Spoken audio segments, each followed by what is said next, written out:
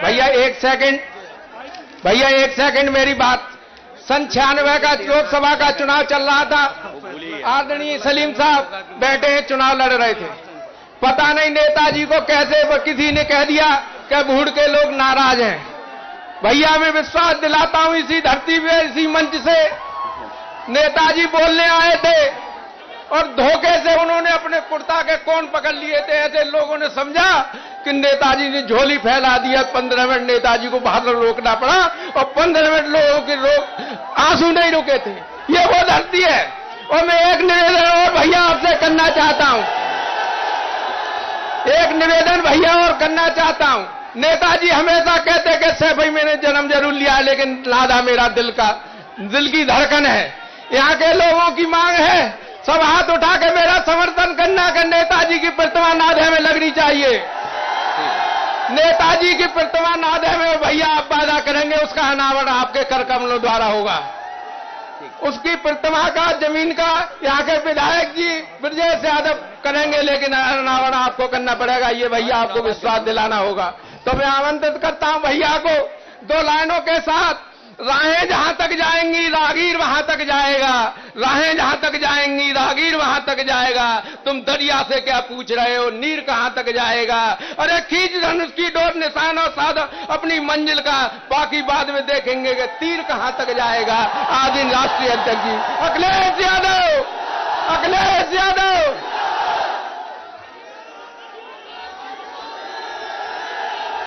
मंच पर समाजवादी पार्टी के राष्ट्रीय महासचिव आदरणीय शिवपाल सिंह यादव जी, हमारे आपके और बहुत पुराने नेता, पूर्व में रहे विदेश मंत्री, कई बार के सांसद आदरणीय सलीम शेरवानी साहब, यहां से विधायक रहे आदरणीय ओमकार सिंह जी, विधायक ब्रजेश यादव जी, यहां से रहे पूर्व विधायक हाजी विठन अली साहब, पार्टी के पूर्व सांसद बीरपाल सिंह जी, पार्टी के जिला अध्यक्ष आशीष यादव, विधायक हिमांशु यादव, बाबर मियां, नईम सिंह, सतीश यादव, सुरेश यादव, भूदेव जिला अध्यक्ष आम आदमी पार्टी, मांगीराम कश्यप जी, हाल में ही समाजवादी पार्टी के बने एमएलसी पूर्व मंत्री किरणपाल कश्यप जी, डॉक्टर धर्मपाल सिंह जी, जिला अध्यक्ष कांग्रेस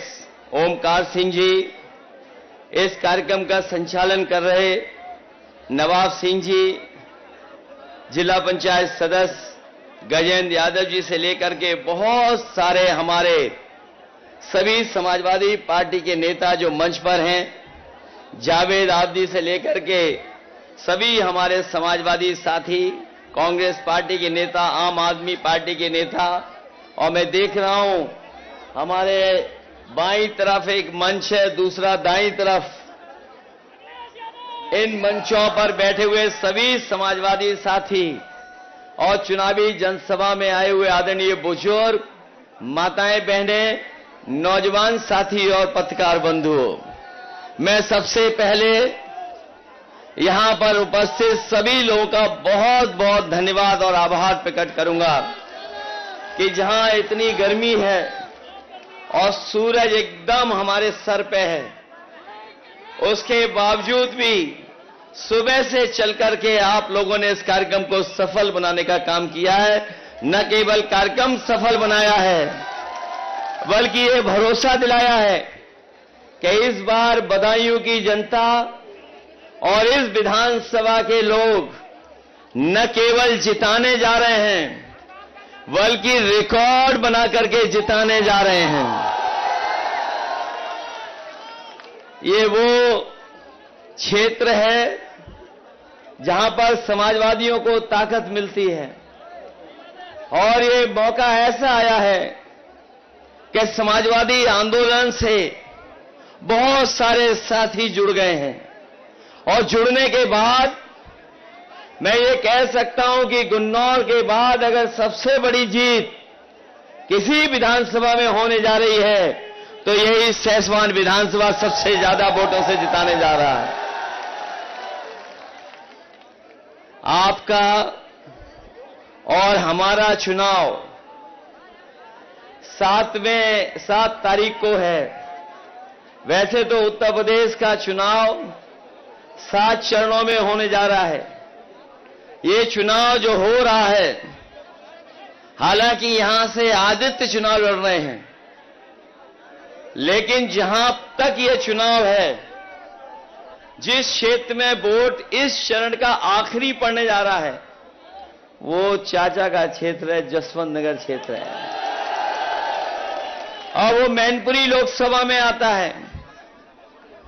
अब ये मुकाबला इस बात का है कि सहसवान के लोग ज्यादा वोटों से जिताएंगे कि चाचा के क्षेत्र के लोग समाजवादी पार्टी को ज्यादा वोटों से जिताएंगे। और हमें तो ये लगता है कि बदायूं की जनता ने इतना प्यार दिया है चाचा को कि अब चाचा यहीं के रह जाने वाले हैं। अभी तक तो आपको किसी को कह के काम कराना पड़ता था, अब आदित्य आ गए हैं, चाचा हैं, तो अब आपको कहीं किसी और से नहीं कहना पड़ेगा, अपने आप सीधा सीधा आपका काम होगा।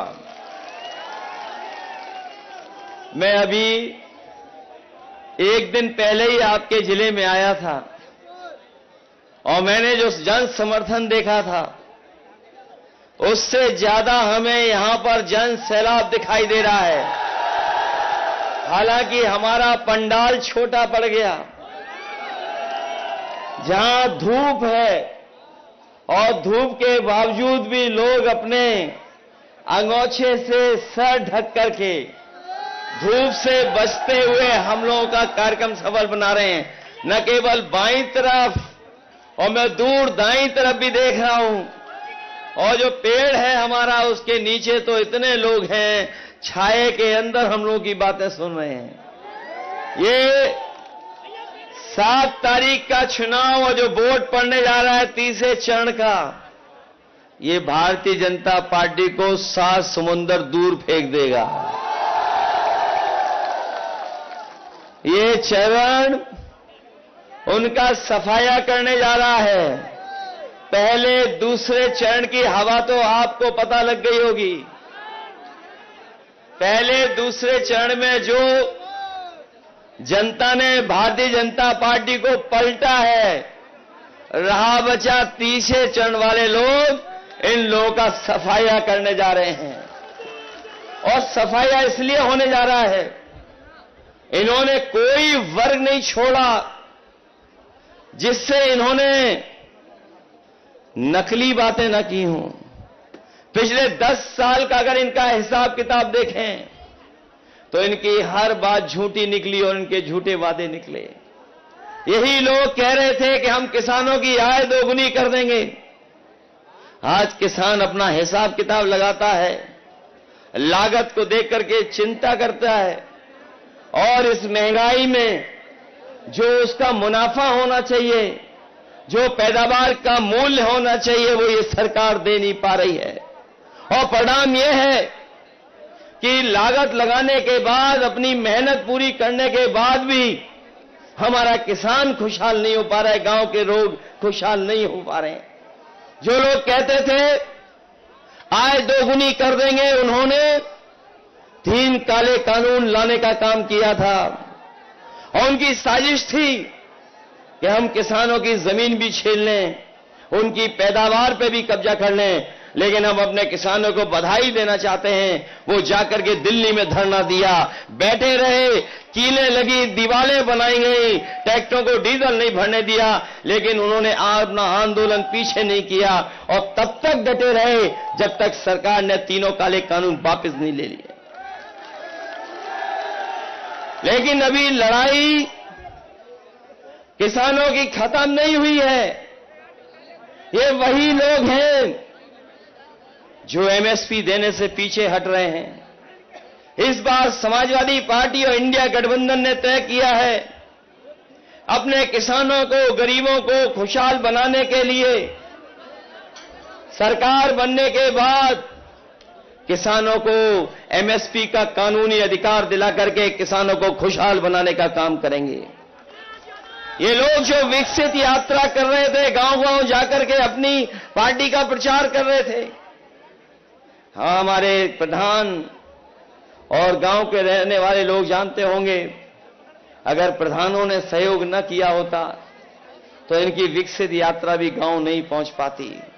विकसित यात्रा, यह हमारा किसान तभी विकसित और खुशहाल होगा जब उसकी पैदावार की सही कीमत मिलेगी।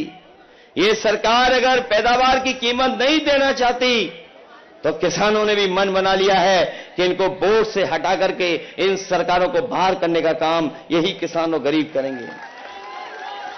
केवल एक धोखा नहीं, जो लोग जानकार होंगे वो जानते होंगे, इन्होंने किसानों से वादा किया था कि उनकी भी मदद की जाएगी, कर्ज माफ किया जाएगा। बड़े बड़े उद्योगपतियों का तो कर्ज माफ कर दिया, लेकिन हमारे किसानों का कर्ज माफ नहीं किया। जिस समय कर्ज माफ करने का फैसला सरकार ने लिया उद्योगपतियों का, सरकार ने कहा कि जिन उद्योगपतियों का, बड़े लोगों का 5 करोड़ से ऊपर बैंकों से कर्ज है, उन्हीं का कर्ज माफ होगा।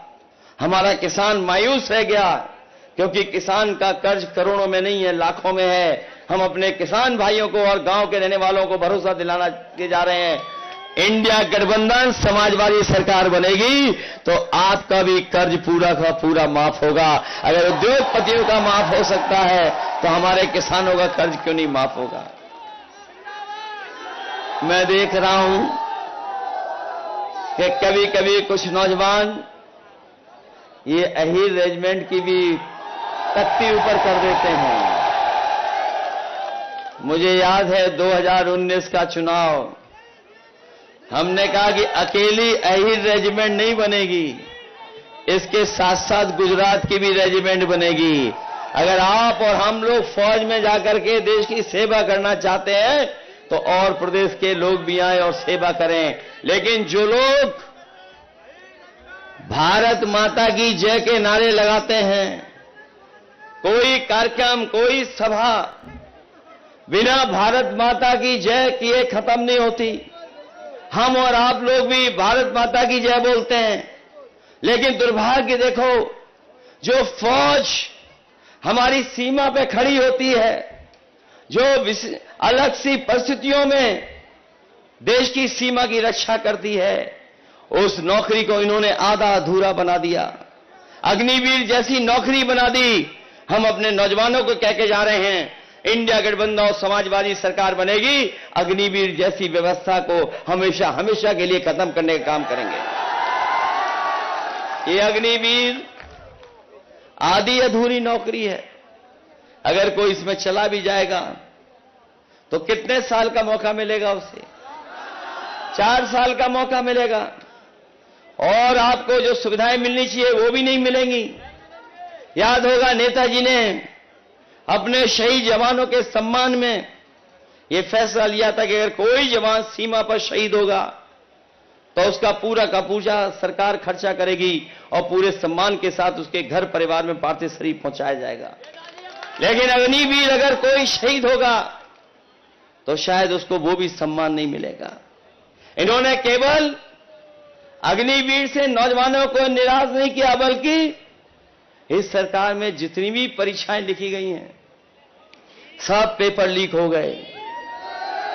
और हमारा नौजवान जानता होगा 10 परीक्षाओं से ज्यादा के पेपर लीक हुए हैं, और यह सरकार जानबूझ करके करा रही है। जिन नौजवानों का इन्होंने भविष्य अंधकार में डाला है, अगर हम उनका हिसाब किताब लगा लें तो अभी तक 60 लाख ऐसे बच्चे हैं जो परीक्षा लिखने गए, लेकिन परीक्षा का पेपर लीक हो गया, उसकी वजह से वो परीक्षा नहीं दे पाए। वो 60 लाख हैं, और अगर उनके मां बाप को जोड़ दें तो 60 लाख गुणा 3 कर दें। अगर हम एक जो नौजवान था जो परीक्षा देने गया था, उनके मां बाप 3 सदस्य अगर हम जोड़ लें तो 60 लाख से अगर हम गुणा कर देंगे तो 1 करोड़ 80 लाख, और यही 1 करोड़ 80 लाख का अगर हम भाग दे देंगे 80 लोकसभाओं से तो इनका 2,25,000 लोग नाराज हैं इनसे। बताओ 2,25,000 से कैसे बचेंगे ये? केवल यही हिसाब किताब नहीं, बल्कि आपने देखा होगा इनकी सरकार में हर एक वर्ग के लोगों को धोखा दिया इन्होंने। ये अब जो लोग संविधान को खत्म करना चाहते थे अब उस रास्ते पर हैं कि बाबा साहब भीमराव अम्बेडकर जी का संविधान को भी ये छेड़खानी करके खत्म करना चाहते हैं। लेकिन हमने देखा है जनता को कि जो लोग संविधान खत्म करना चाहेंगे उन लोगों को सरकार से बाहर निकालने का काम जनता करने जा रही है। न केवल ये संविधान पे खतरा पैदा किया है, बल्कि याद होगा इन लोगों ने हमें और आपको कोरोना में वैक्सीन लगवा दी। बताओ वैक्सीन लगने वालों को खतरा हो गया कि नहीं हो गया? एक तरफ संविधान को खतरा और दूसरी तरफ हमारी आपकी जान को खतरा पैदा कर दिया।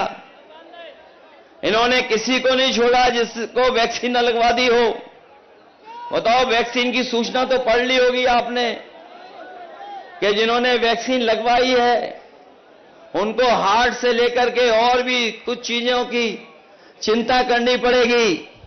हम आज सरकार से कहना चाहते हैं कि अगर आपने वैक्सीन फ्री लगवाई थी तो कम से कम गरीबों का और जिन लोगों को वैक्सीन आपने लगवाई है उनकी जांच और ईसीजी भी फ्री हो जाना चाहिए। क्योंकि अगर वैक्सीन लगी है तो पता नहीं कब खतरा पैदा हो जाए। इसलिए सरकार ये जिम्मेदारी ले, अगर उन्होंने वैक्सीन की जिम्मेदारी ली थी तो इस बात की भी जिम्मेदारी ले कि गरीबों की जांच फ्री होगी। जांच फ्री कर करके ईसीजी कराए, नहीं तो पता नहीं कब किसका हार्ट अटैक आ जाए, कोई पता नहीं। इसलिए ये सरकार ऐसी है जिसने न केवल किसान नौजवानों को धोखा दिया है बल्कि वैक्सीन के नाम पर आम लोगों को धोखा देने का काम किया। और वैक्सीन जो कंपनियां थी उनसे भी पैसा वसूल लिया। इलेक्टोरल बॉन्ड जो इन्होंने लिए, कोई नहीं बची कंपनी जिससे पैसा न ले लिया हो। चंदा लिया है और दबाव बना करके चंदा लिया है। 1,000 करोड़ से लेकर के 1,000 करोड़ से लेकर के कई सौ करोड़ चंदा वसूल लिया। बताओ चंदा वसूला कि नहीं वसूला इन्होंने?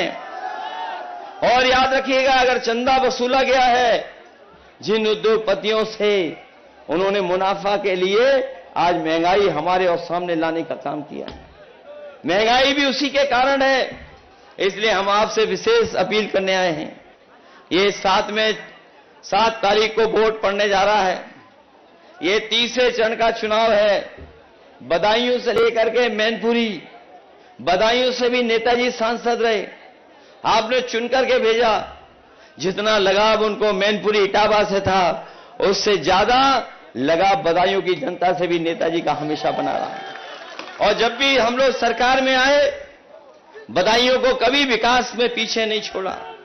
चाहे सड़कें बनानी हो, चौड़ी चौड़ी सड़कें बनी, चाहे बिजली के इंतजाम के लिए सबस्टेशन बनाना पड़ा हो, चाहे अपने गरीब लोगों के स्वास्थ्य की चिंता कर करके मेडिकल कॉलेज दिया हो, और चाहे एम्बुलेंस से लेकर के 100 नंबर वाली व्यवस्था की हो। समाजवादी सरकार में हर व्यवस्था करने का काम किया। चाहे लैपटॉप बांटने की बात रही हो और चाहे और सुविधा देने की बात रही हो, समाजवादी सरकार में सुविधा हमेशा देने का काम हुआ। इसलिए हम आपसे विशेष निवेदन अपील करने आए हैं कि ये सहसवान जो अच्छे रिकॉर्ड मतों से जिता सकता है, रिकॉर्ड मतों से जिताना और इतने वोटों से जिताना कि पता लगे लोगों को कि हां सहसवान के लोग भी और बदायूं की जनता भी इस बार भारतीय जनता पार्टी को सबक सिखाने के लिए तैयार थी। इसलिए मदद करिए, सहयोग करिए। हम आपको भरोसा दिलाते हैं जिस विश्वास के साथ आपने हमेशा सहयोग किया है इस क्षेत्र के विकास के लिए, हम समाजवादी हमेशा तैयार रहेंगे। और आदित्य तो नौजवान है, नौजवान बहुत दिनों तक आपके बीच में रहेगा और बिना भेदभाव के आपके बीच में आपका सम्मान कर करके इस क्षेत्र का विकास कराने का काम करेगा। उसके लिए जो भी सहयोग करना पड़ेगा हम समाजवादी लोग मिलकर के उसका सहयोग करेंगे। इन्हीं शब्दों के साथ हमें पूरा भरोसा है कि आप सब लोग मिलकर के अच्छे वोटों से उन्हें जिता करके भेजोगे। आप सबका बहुत बहुत धन्यवाद और बहुत बहुत आभार प्रकट करता हूं। अखिलेश यादव जिंदाबाद।